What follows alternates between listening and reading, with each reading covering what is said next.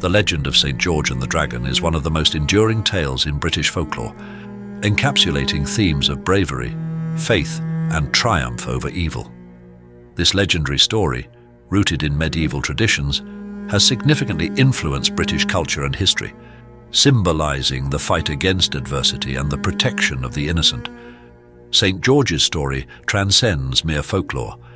It embodies the values and spirit that have shaped British identity over the centuries. The story of St. George and the Dragon finds its roots in ancient mythology and Christian hagiography. St. George, a Roman soldier who lived around the 3rd century AD, is revered as a Christian martyr. The earliest accounts of St. George's life, including his martyrdom under the Roman Emperor Diocletian, make no mention of a dragon. These accounts, however, laid the groundwork for his later legendary status as a dragon-slaying hero. The story as we know it began to take shape in the 12th century during the medieval period. It was during this time that the dragon was introduced into the narrative, likely influenced by existing dragon-slaying myths and legends prevalent in various cultures. The most notable inclusion of the dragon is found in the Golden Legend, a collection of hagiographies compiled by Jacobus de Voragine in the 13th century. In a time long past, the small town of Silene was plagued by a fearsome dragon. This dragon terrorized the countryside, breathing fire and wreaking havoc wherever it went. The townspeople, powerless against its might, were forced to appease the beast with daily tributes of sheep. As the dragon's appetite grew, so did the town's desperation. Eventually, livestock ran out, and the villagers faced an even grimmer reality. They had to sacrifice their children to satisfy the dragon's insatiable hunger. The townsfolk lived in perpetual fear, praying for a savior to deliver them from this monstrous scourge. The king of Silene, heartbroken and desperate, devised a lottery system to choose the children who would be sacrificed. One day, to his horror, the lot fell upon his own beloved daughter. The princess was to be offered to the dragon, and the entire town mourned her fate, knowing that their future seemed hopeless. Just as the princess was being led to the dragon's lair, a knight named George arrived in Silene. Riding a noble white steed and clad in shining armor, George exuded an aura of confidence and righteousness. He was a soldier of Christ, traveling through the land to spread the message of Christianity and protect the innocent from harm. Upon hearing of the town's plight, George resolved to save the princess and the people from their terrible fate. George approached the king and asked for permission to confront the dragon. The king, though fearful for George's life, agreed, hoping against hope that this brave knight could succeed where so many had failed.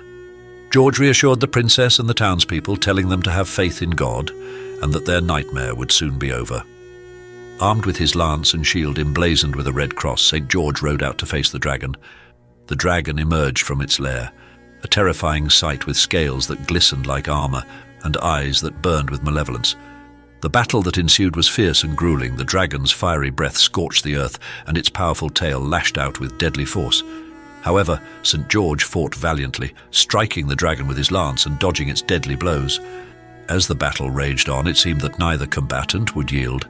St. George, determined and unwavering in his faith, prayed for divine assistance. Summoning all his strength, he made a final mighty thrust with his lance, piercing the dragon's heart. The beast let out a deafening roar before collapsing to the ground, defeated at last.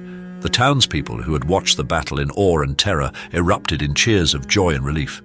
Their savior had arrived, and the dragon's reign of terror was over. In gratitude, the king and the townspeople offered St. George treasures and honors. However, St. George, embodying the true spirit of a Christian knight, refused their material gifts. Instead, he urged them to convert to Christianity, to embrace the faith that had given him the strength to defeat the dragon.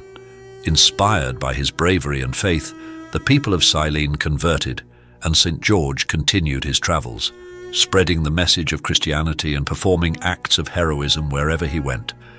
St. George's legend grew, and he became celebrated throughout Christendom as a paragon of chivalry and virtue.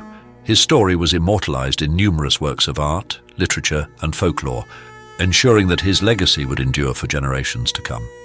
St. George quickly became a symbol of courage and righteousness. His defeat of the dragon represented the triumph of good over evil, embodying the virtues of chivalry and heroism that were central to medieval knighthood. The medieval period in England was marked by a strong emphasis on the ideals of knighthood, including bravery, loyalty, and the protection of the weak. St. George's story was idealized during this time, serving as a moral exemplar for knights and commoners alike. The red cross of St. George, which he bore on his shield, became a powerful symbol of these values. It was not just a representation of his personal faith and courage, but also a rallying symbol for those who sought to uphold the same principles. The image of St. George slaying the dragon became a popular motif in medieval art and heraldry, reinforcing his role as a symbol of virtuous knighthood. St. George's legend gained even more prominence when he was adopted as the patron saint of England. This decision, made by King Edward III in the 14th century, cemented St. George's status as a national symbol. Edward founded the Order of the Garter, an order of chivalry that remains one of the most prestigious in the world, and dedicated it to St. George. The Red Cross of St. George became an integral part of the English flag, and his feast day, April 23rd, was declared a national holiday. St. George's adoption as the patron saint of England was significant for several reasons. Firstly, it provided a unifying symbol for the English people, one that transcended local loyalties and regional identities. Secondly, it aligned England with the broader Christian tradition, reinforcing its place within the larger context of European Christendom.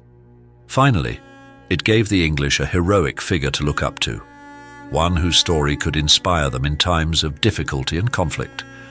The tale of St. George and the Dragon has been retold through various forms of art, literature, and drama, becoming a staple of English folklore. From medieval manuscripts to modern retellings, the story has inspired countless works, including Shakespeare's Henry V, where the battle cry, "Cry God for Harry, England and St. George," evokes national pride and unity. In addition to literature and drama, St. George's legend has been depicted in countless paintings, sculptures, and stained glass windows. Artists throughout the ages have been captivated by the dramatic and heroic nature of the story, producing works that celebrate St. George's bravery and the triumph of good over evil.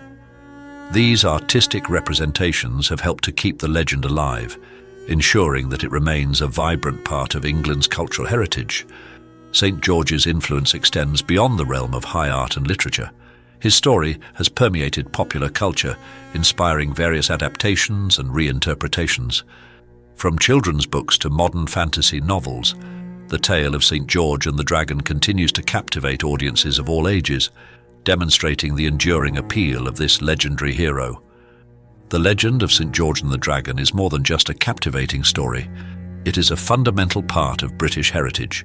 Through its rich narrative and profound symbolism, it continues to inspire values of bravery, faith, and the enduring fight against evil, ensuring that St. George's legacy remains an integral part of British culture and history.